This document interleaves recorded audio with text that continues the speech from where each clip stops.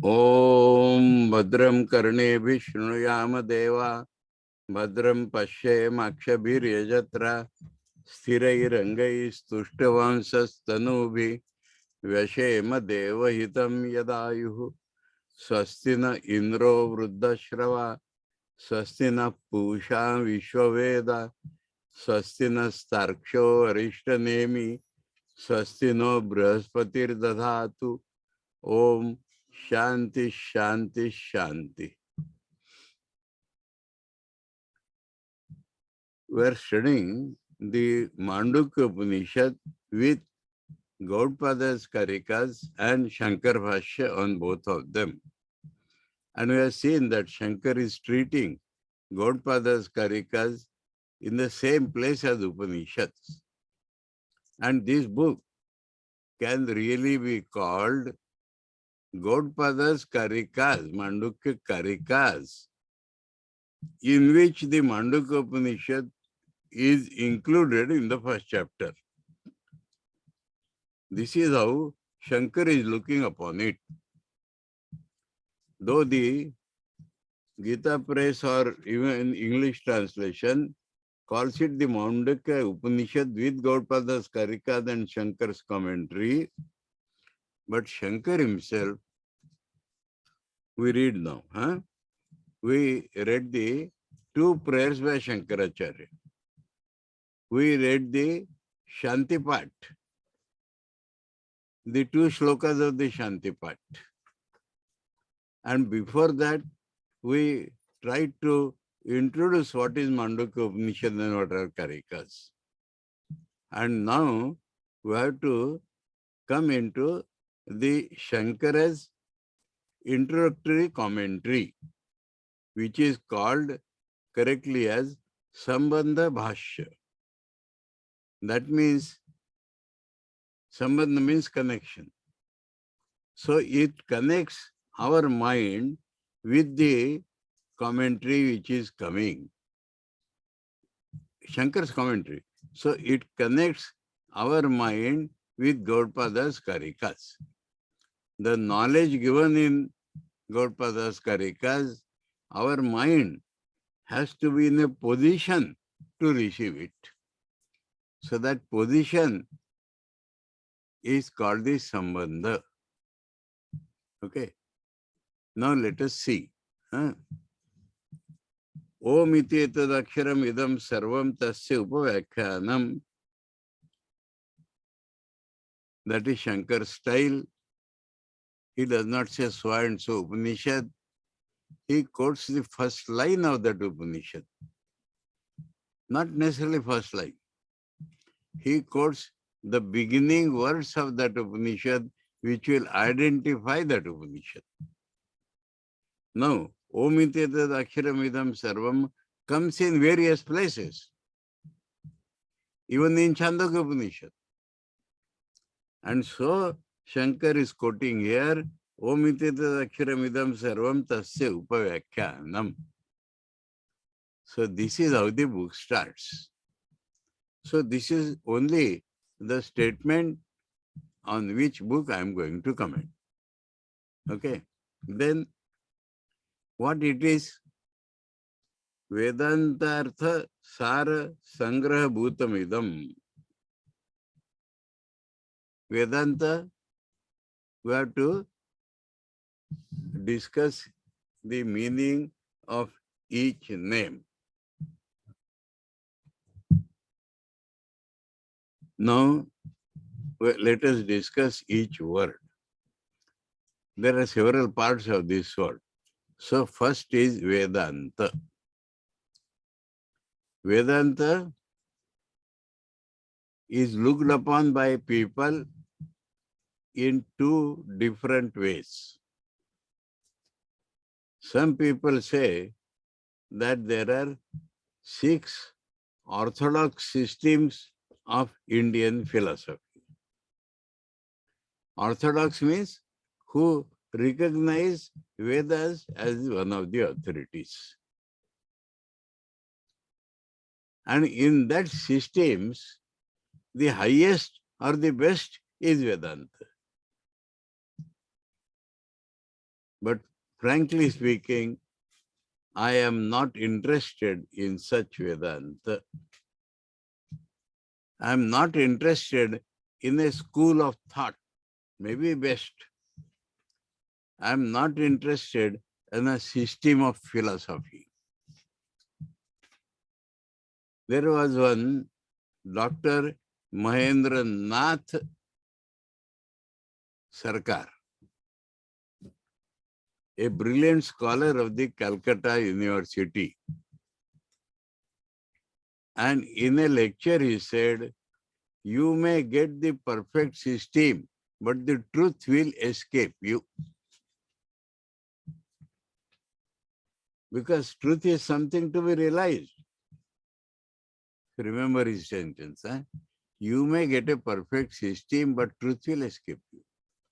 So I say that I am not interested in the system. But what is the etymological meaning of the word Vedanta? The Anta of the Vedas is Vedanta. No, Anta does not mean physically end. End here means the climax, the topmost experience of the Vedas. That is Vedanta. And we have discussed what is Vedas. Ved means to know.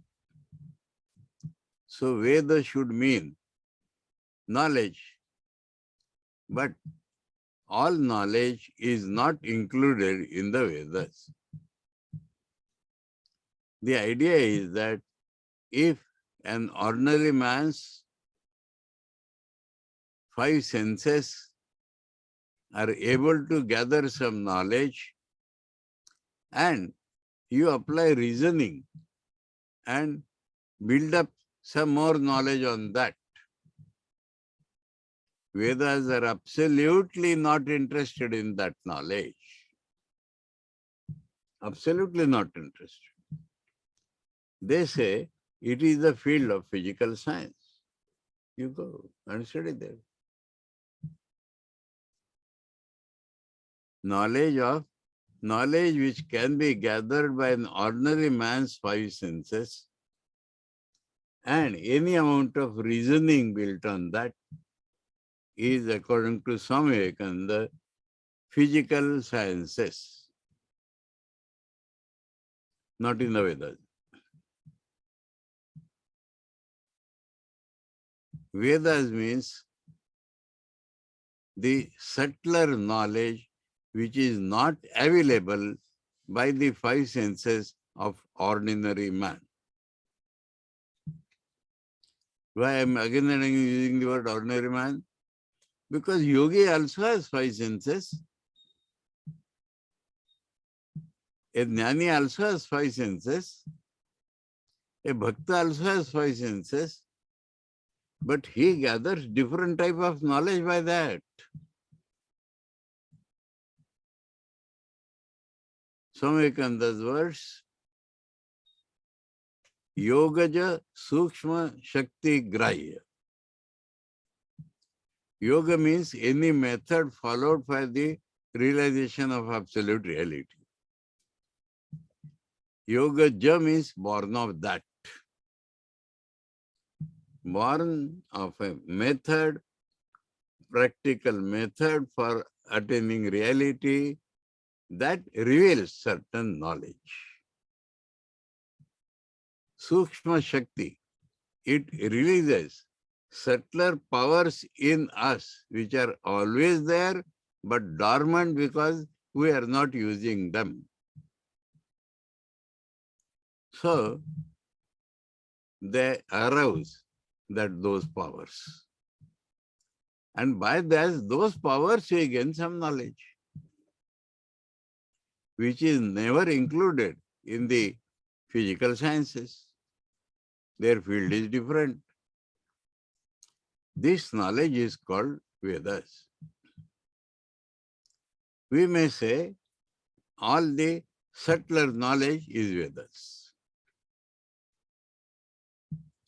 That means knowledge gained by the subtler, means subtler knowledge.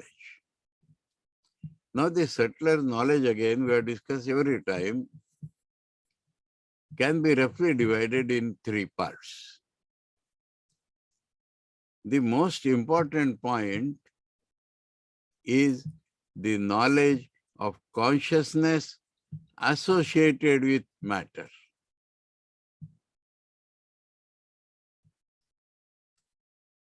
Example,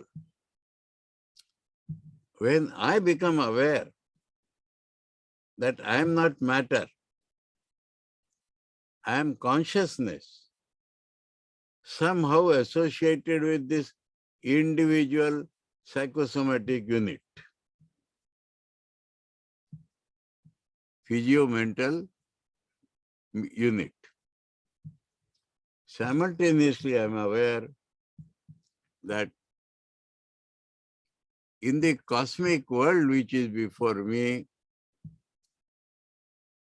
there are cosmic deities, consciousnesses associated with cosmic physical phenomena.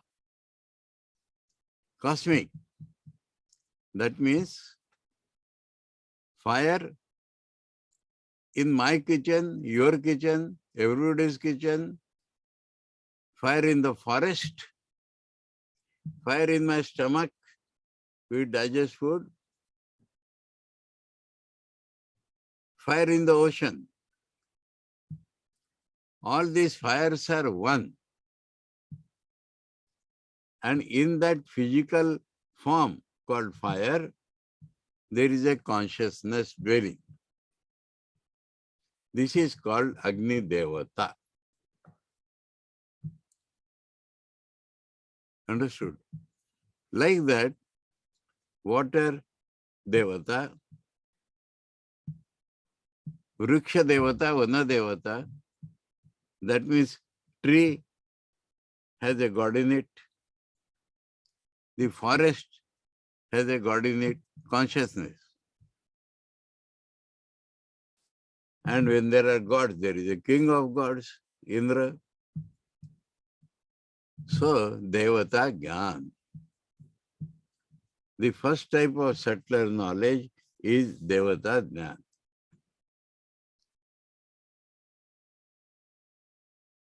Now, because of selfishness ingrained in man,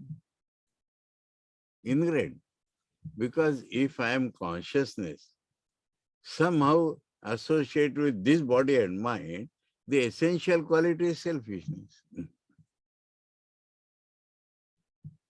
And God, He is also consciousness in matter, bigger than me. So, as naturally as small children ask their parents to give them this or give them that, because what are the parents in the eyes of the children? We are small, body and mind consciousness. They are big, body and mind consciousness. So they are similar to me, but more power. So I ask them. Similarly, I am small, individual consciousness, and God, cosmic consciousness. So naturally I ask him, you give me this, you give me that. Now, wherever this give me is there, there is business, trade. If I want something from my parents, I must obey them, then they will give me. So like that, there are rules connecting what I do for the gods and what is the fruit they will give me. So this is a subtler truth. We cannot calculate by mathematics. We cannot only imagine it. It is certainly a subtler truth perceived by the yogis or the jnanis, Vedantis. And this is called the Brahman portion of the Vedas.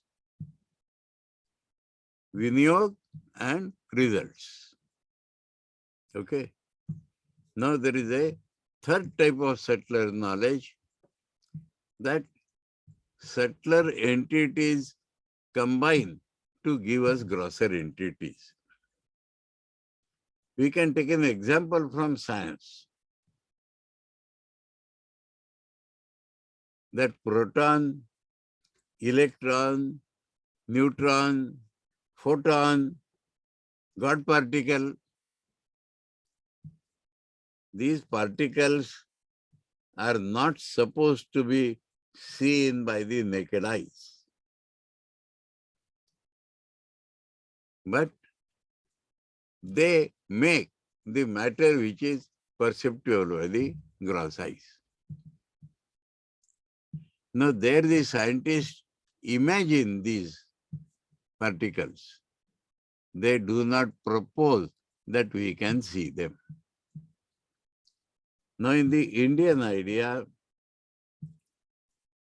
the rishis see these subtler entities which make the gross body, mind, all these things. So this is the third type of subtler knowledge included in the Vedas. Now let us concentrate on the first. When we say Maharaj, they see with this physical eyes, or is it like, what kind of seeing? Not these eyes. If you say these eyes, the power in these eyes becomes subtler. That is what we said. Yogaja Sushma Shakti Grahya. So when we practice yoga, when we practice Vedanta, when we practice devotional exercises, when we practice Karma Yoga, certain powers in us are aroused. And the knowledge available to these powers are called Vedas. So that Veda knowledge is of three types. Devata Jnana, Karma Phala Jnana, and Jnana of the subtler entities. Okay. Now, let us concentrate on the Devata Jnana. Now, well, technically those who want Devata Jnana, as soon as it comes, we praise Devatas. So collection of the praises of Devatas seen by the rishis is called the Samhita portion of the Vedas. And how to use these mantras, with what ritual, to get what result, that is the Brahman portion of the Vedas. And the third portion is called Aranyaka. That is when a man becomes fed up with this gross world, he retires to the forest and does everything on the strength of his mind. So that subtler knowledge which is gained by the strength of the mind is called Aranyaka portion. These are the three portions of the Vedas. Vedanta is in Sangita, Brahman, Aranyaka, everywhere. What happens? Suppose I am not that much selfish and I am praising gods. So this devotion to gods has a power to raise my mind. If selfishness is not there. And when the mind is raised, Rishi's mind, it comes across the highest knowledge. That there is only one consciousness in the world.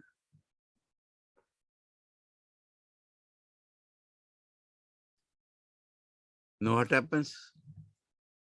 If the consciousnesses are many, cosmic, I am a beggar from them.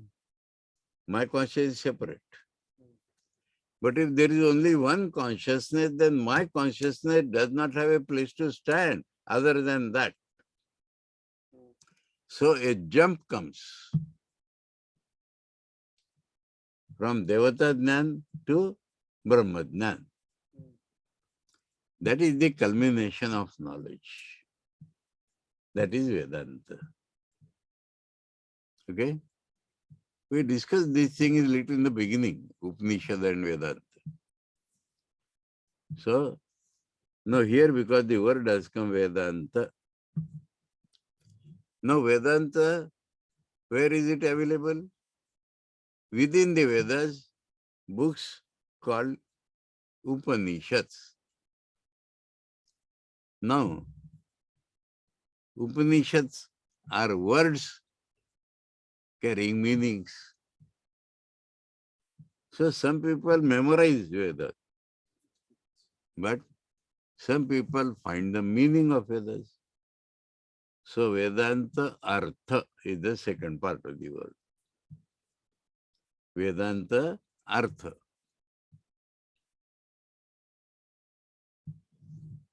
Now this Artha will have sometimes logic, sometimes this, sometimes that, to convince us about that Brahman. And sometimes it will tell about Brahman. So Vedanta Artha Sara. Sara means essence. Essence of the Artha of Vedanta. But then Vedanta or the Upanishads are many.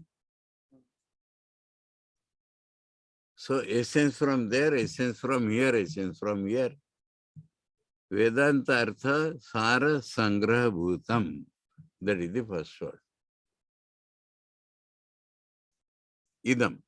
Idam is this. Prakarana Chatushtayam.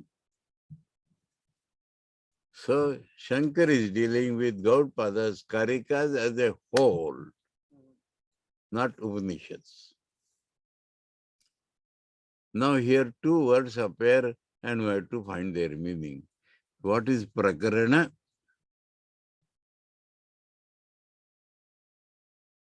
Now in Vedanta, you will have the nature of reality. You will have discussion about the means of knowledge by which we receive that reality. It may sometimes contain some prayers or this or that. So Vedanta generally comprises of a whole scheme to realize that reality. Now if I take one side of it, not part actually, side, that means Prameya, Praman, Prama, the organs of sensation or means of knowledge, that itself becomes a type of knowledge, an aspect of knowledge, not the whole knowledge. The nature of the reality, that is main part of the knowledge, but not the whole knowledge, because they have to get it. So this dealing with an aspect of Vedanta is called Prakarana.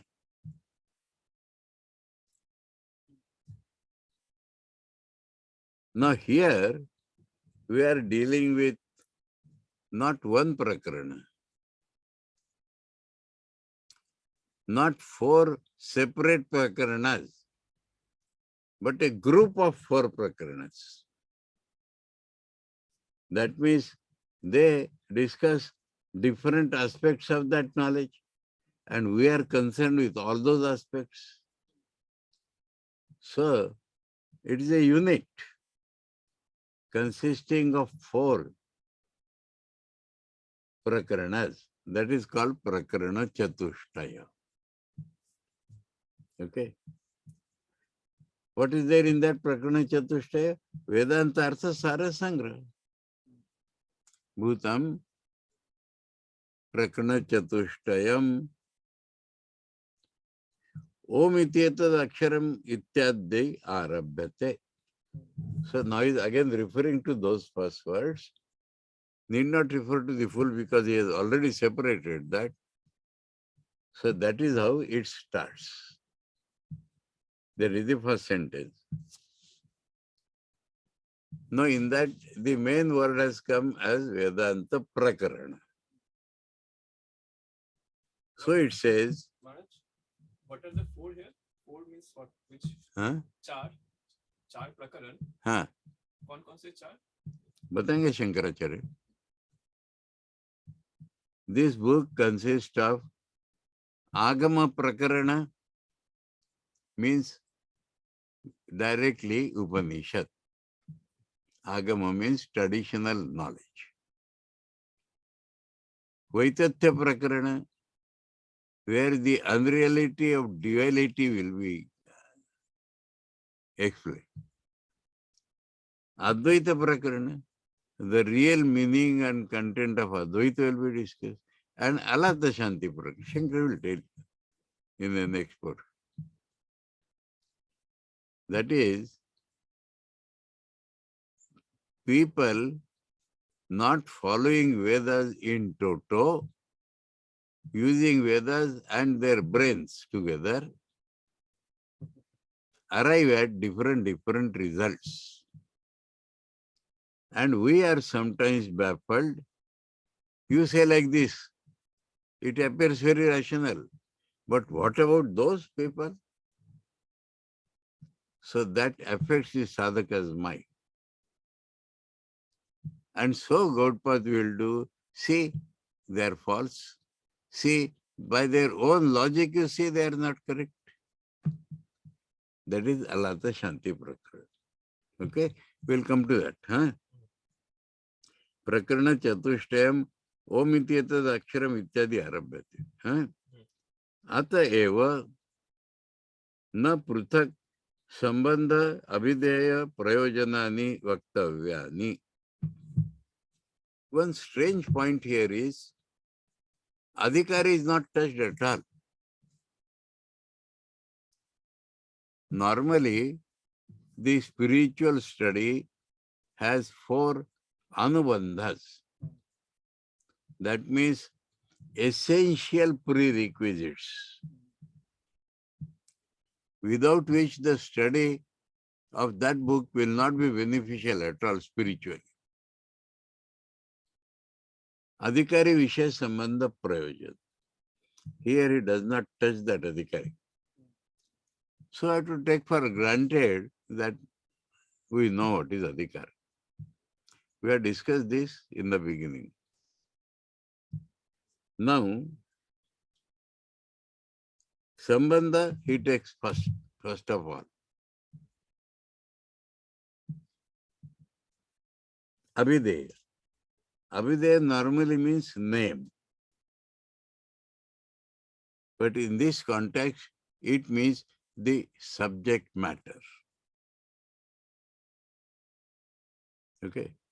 And Prayojanani, Prayojan means why we are studying that, the aim and the goal. Na pruthak sambandha abhideya prayojanani vaktavyani. Because it is Vedanta Prakaran, so we not needed to discuss it separately. Yani eva tu Vedante sambandha abhideya prayojanani tani eva iha bhavitumārhanti. This is a statement. Tathapi. That means you can take it like that. The Purva Paksha will say, don't discuss those things we already know. We have been students of Vedanta, we already know those. Don't discuss. Pasya tathapi. Prakarana vyachikhasuna sankshepato vaktavyani. Vyachikhasuna means people like Shankaracharya who are desirous of commenting upon prakaranas.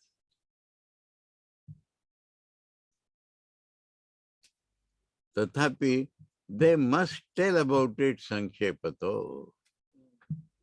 They need not discuss in great detail. You have read that. But they must state it. What is the meaning here? What is the meaning? You see, Sambandha Vishay Prayojan will have different presentation according to that book. So in relation to that book, the Prakarana Vyachikhasa should tell. That is the meaning. Not only Sankshepato, but connecting. The whole purpose is to connect our mind.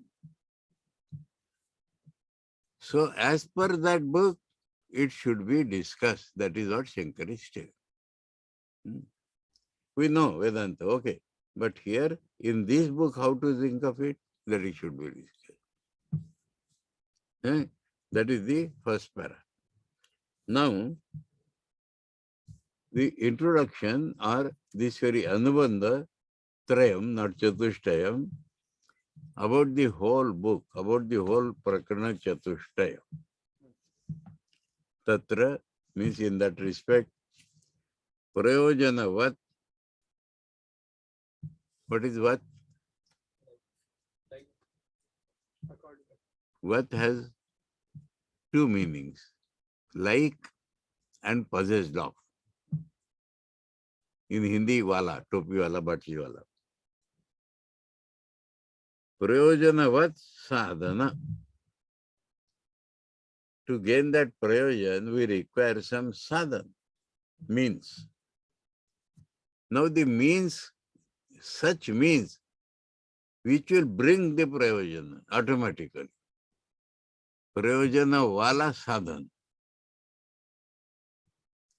Such sadhanas which presents to you the prayojana. That is the connection. Sadhana abhivanjakatvena. Abhivanjakatvena means revealing. Revealing the sadhanas which bring about the prayojan. Abhideya sambandham, sambandham. Abhideya means in this way it is connected with the subject matter. Shastram. So the Shastra related to this book is such that it reveals the sadhanas for Brahmajnana. Understood? Shastram, Abhideya Sambandham Shastram, Prayojanavat Sadhana Abhivanjakatvena Abhideya Sambandham Shastram, Paramparayena. What is the meaning of Paramparayena? The Hindi anuvad is Parampara says. Indirectly, he has just now told that it will reveal the sadhanas which will bring prayojan. So this is like a chain connection, not a direct connection. This is called Paramparayana. Vishishta Sambandha Avideya Prayojanavat Bhavati. So the Shastra, again what has come? Shastra becomes Vishishta Sambandha Avideya Vala.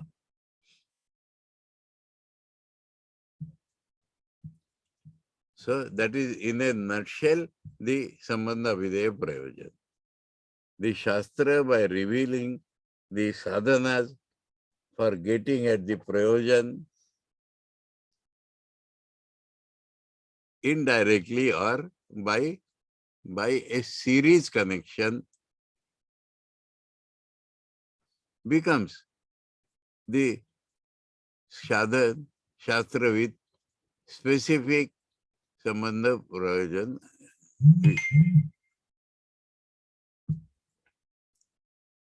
Kim punastat prayojanamiti uchyate. So what is the prayojan? Prayojan is dealt first because everything is for that.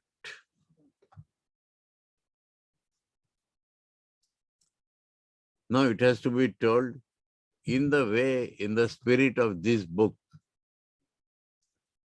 Rogartasya eva roga nivruttau swasthatta. A man is there.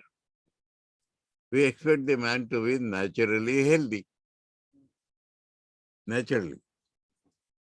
But some disease has come upon him. Rogartha. Afflicted by some disease. Roga nivruttau. So we do something, give him medicine or some treatment by which that roga goes away. Then what happens to him? Swasthata. He lives within himself. That is the prayojan. According to this book, your real nature is Brahman. We are not to gain something. But we have got a bimari, a disease. And what is that disease? To take the world to be real, that is your disease. If you remove this disease, you will be what you were.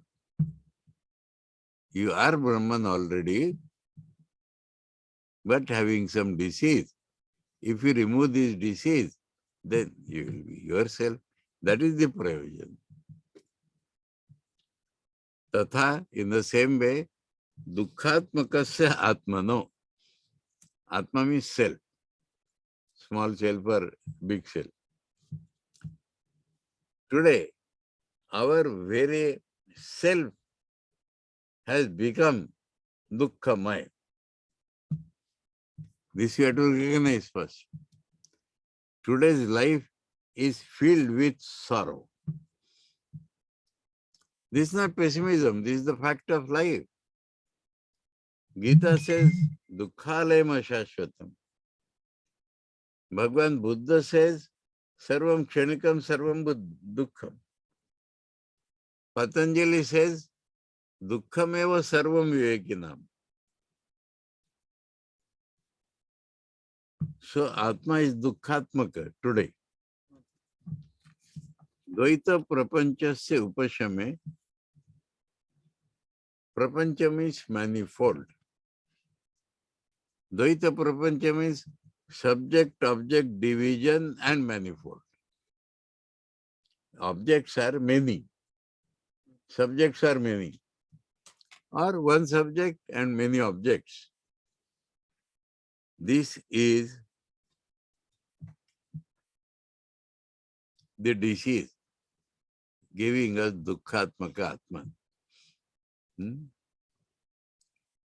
Upashame, suppose this subsides, goes away, this disease is cured, swasthata, then I live in myself, sarupa pratishtha. After that he summarizes and tells Advaita Bhava Prayojanam. Advaita Bhava means in the Swarupa there is no split between subject and object. That is Advaita. Advaita. Duality does not exist. That Bhava, that positive mode of my mind and my life is the Prayojan. Okay. Now, Dvaita Prapanchasya Avidya Krutatva. This Dvaita Prapancha is due to wrong knowledge. Vidyaya Tadupashamasya. So by the cultivation of right knowledge, that avidya will go away. Iti, Brahma, by parampara he is telling, Iti, Brahma Vidya Prakashanaya Asya Arambha Kriyate. So Brahma Vidya being revealed to us, that is started here. Because that will remove avidya and we will become all right. And this is supported by various scriptures. Yatra dvaitamiva bhavati, tatra anyat pashyet. Brihadaranyaka Upanishad. Dvaitam iva means there is no dvaita, but like dvaita he sees. So he has the disease. Yatra va anyat iva syat, iva. Where there is as if something. Tatra anyo anyat pashyat. There somebody sees something else. Anyo anyat vijaniyat. It knows something other than himself. Yatra va asya sarvam atmaiva bhut, tatra kenakam pashyat kamijaniyat. On the other side, where everything for him becomes self, his self, then with what should he say what? With what should he know what? That is Advaita. Ityadi shrutibhyo asarthasya siddhi. Asarthasya means Shankara has told something, that is artha. And that meaning is proved by these Vedic sentences. Shankar says, it's not my own coining, it is this I put in my words.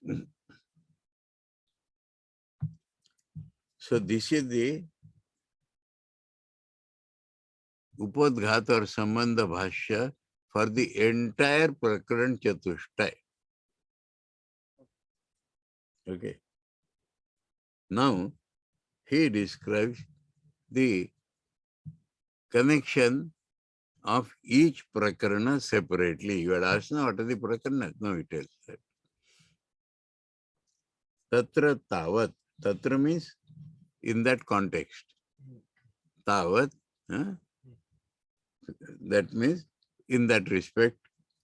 Onkara nirnayaya prathamam prakaranam agama pradhanam atma tattva pratipatti upaya bhutam. Onkara nirnay means establishing the meaning of Onkar. Nirnay means the meaning of Onkar. We have to find out by several discussions. Onkara Nirnay is the first prakaran. Agama Pradhanam, mostly the Vedas, Upanishads, Mandukya Upaniṣad has been completely stated there, along with some characters to connect. Atma Tattva Pratipatti Upaya Bhutam. That much is enough for realization of Atma. Atma Tattva, nature of Atman. Pratipatti, knowledge. Upaya Bhutam. So Agama Prakarana is enough to realize the real nature of Atman. Statement. But our mind plays tricks. Yasya dvaita prapanchasya upashame advaita pratipatti rajvamiva sarpadi vikalpa upashame rajju tattva pratipattihi tasya dvaitasya hetuto vaitatya pratipadanaya dvitiyam prakaranam. So if the first chapter itself enables us to realize Brahman, what is the need of the second chapter?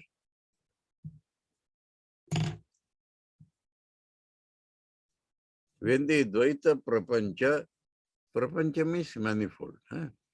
When the Dvaita Prapancha subsides, we will get our Advaita automatically, he has told. Dvaita is a disease, he has told. So when the Dvaita disease subsides, we will automatically get Advaita. But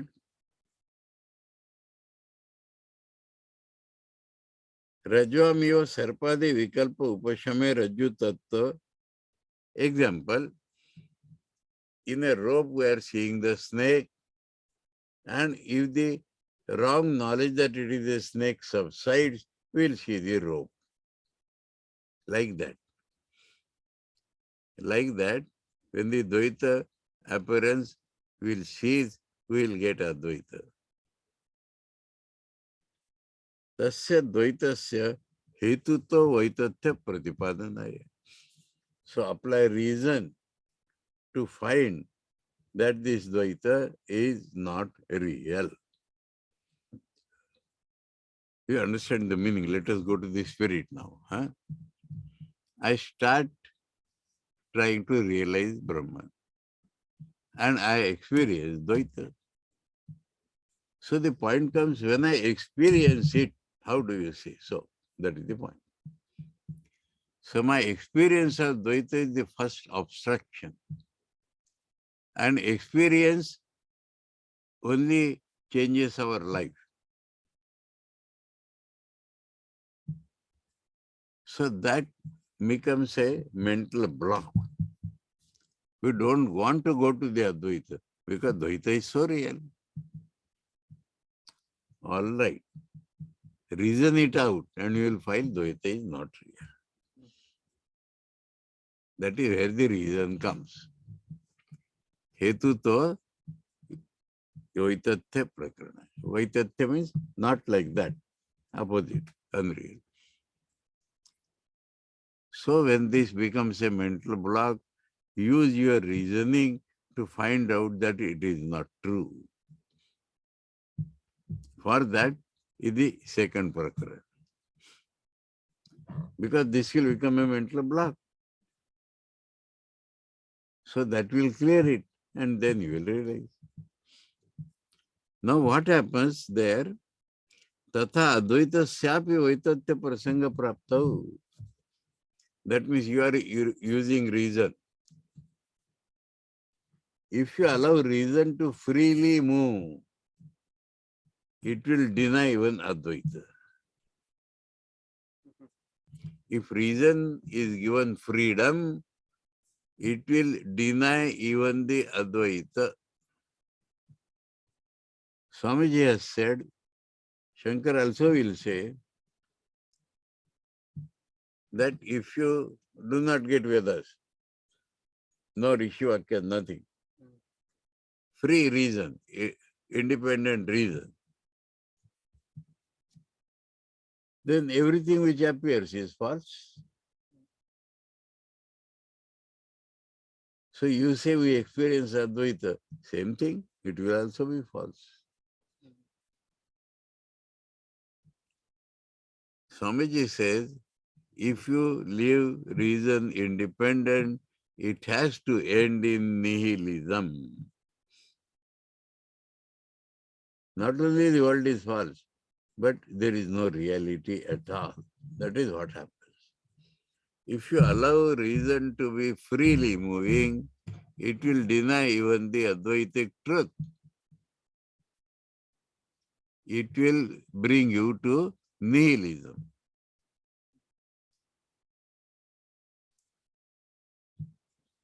Reason, everything is illusory. Then what is the reality? Nothing.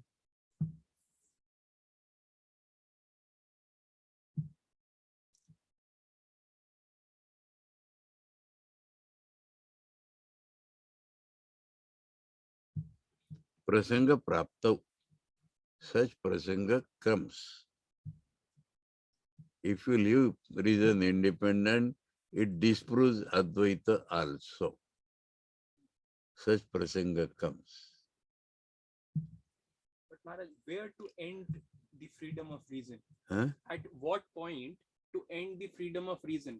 Because a Dvaiti will say, after Dvait, you should apply no reason.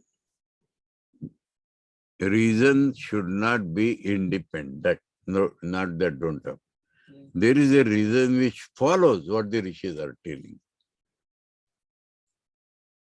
Shruti Anuyayi Tarka. That is the only accepted in Vedanta. Our independent reason is washed out. All the six means are ineffective going to reality. So a new series is there. Shruti Yukti Anubhuti. Rishis have said that is true. You find a reason which supports what the rishis are telling. You find conducive reasoning. Then it becomes firm in your mind. And then try to experience. That is a new series. But if a person following Dvait Vedanta, Dvait, dualism, he also says that our Rishi says this thing and my reason comes at this thing. So your Advaita is going beyond that. The definition of Rishi is where perfection is. That is Rishi. So the test of pudding is in eating. See his life. So what he says is true. Understood? And see our life. It cannot be true. Understood? So his is true. And to understand it properly, we are applying reason. Okay? So if you leave reason free, it will deny that also. So we are using reason to establish Advaita. So what is this reason? Shruti dependent reason. Automatically, understand this point, huh? Shankar has applied free reasoning. No. Shankar said free reasoning will lead to nihilism. But we have applied reason. We are applying reason to find the exact meaning of Advaita. Yes. Understand? That is the point. Otherwise, it will be wrong. By independent reason, he has proved Advaita? No. He has already said that by independent reason leads you to nihilism. But there is a reason which makes us understand what the rishis are telling, and by that you re-establish Advaita. Advaita you are accepting because of rishis' experience. It becomes firm in your mind by applying conducive reason. Important point this, you have find out. Prasanga praptau yuktita tathatva darshanaya. By reason also, depending upon what the rishis have said, tathatva means it is like that. Darshanaya, to show that. Tritiyam prakaranam. Okay. Now, as I told you, Advaitasya tathatva pratipatti pratipaksha bhutani. Pratipatti means knowledge. So with all this, we will get the reality of Advaita in our knowledge. But there are people who oppose this Pratipaksha Bhutani. Yani Vadantarani, other schools of thought. Vada. Avaidikani. Shankar called them, they are not orthodox at all, they are Avedikas. Why don't they accept Vedas in full? Why apply your reason? So though we call them orthodox because they do accept Vedas, they accept that portion of the Vedas only which they need. That portion only which their reason supports. So they are Avedikas. And there are certain directly Avedikas, unorthodox, like the Buddhism, Jainism and Charvakas.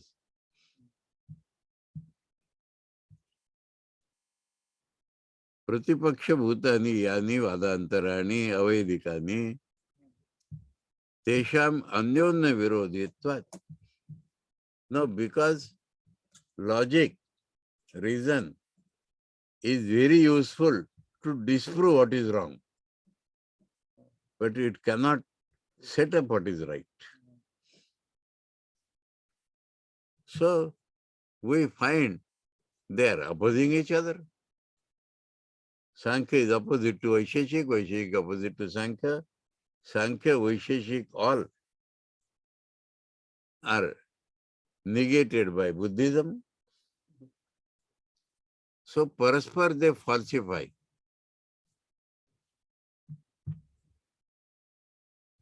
Tesham anyonya virodhitvat. Because of this reason, they cannot be true.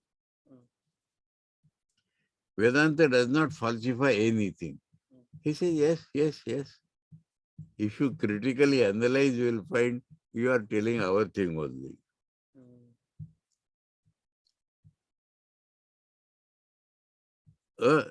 Atathartatvena.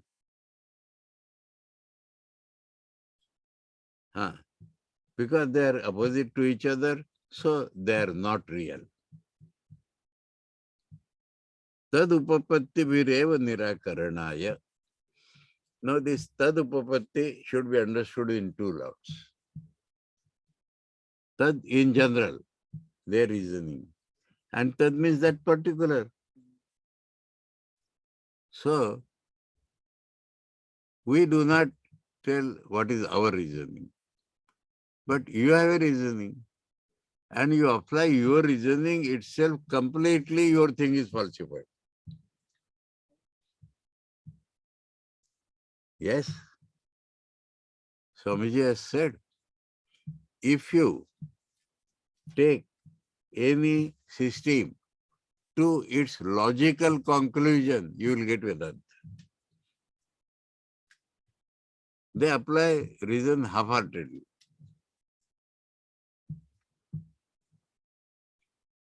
Tad upapatti vireva nirakaranaya. Now, that can mean the other thing also. Buddhism will show how this is wrong. They will show how you are wrong. Then remaining is Advaita. Like that. Chaturtham prakaranam. Okay? So, step by step, what are four prakaranas are there, the subject matter he has revealed. Other things are common. Okay? Now, this introduction has several parts. First is, before this tatra tavat, that is introduction in general for prakarana chatushtay. Then what we read now is introduction to particular chapters, all four given here itself. We will again introduce them, but here 4 chapters are there. So the need of the 4 chapters, subject matter of the 4 chapters he has described here. And now, next portion is introduction to the first chapter. Okay? So that one next question. So today we studied gradually, step by step, repeated sometimes. Vedanta is the culmination of Vedas. Vedas are myth, settler knowledge. Vedanta means Brahmajnan. And its meaning, essence, collected essence is there in this group of 4 prakaranas. And because it is Vedanta prakarana, we need not discuss Anubandha Chatushtaya is the normal opinion, but we feel that if we are commenting upon the prakaranas, we should tell in short, or rather tell according to that, the Anubandha Chatushtaya. And so he has told it. Okay. And then chapter-wise subject matter. Okay. So now, next Wednesday, first chapter will be introduced. Om Badram Karne Vishnuyama Deva Badram Pashe Makshbhir Yajatra Stirai Rangai Stushtuvansas Tanubi Vyashema Deva Hitam Yadayu Swastina Indro Vruddashrava Swastina Pusha Vishwaveda Swastina Starkho Rishtanemi Swastino Brahspatir Dadhatu Om Shanti Shanti Shanti Harihi Om Tat Sat Shri Ramakrishna Arpanamastu.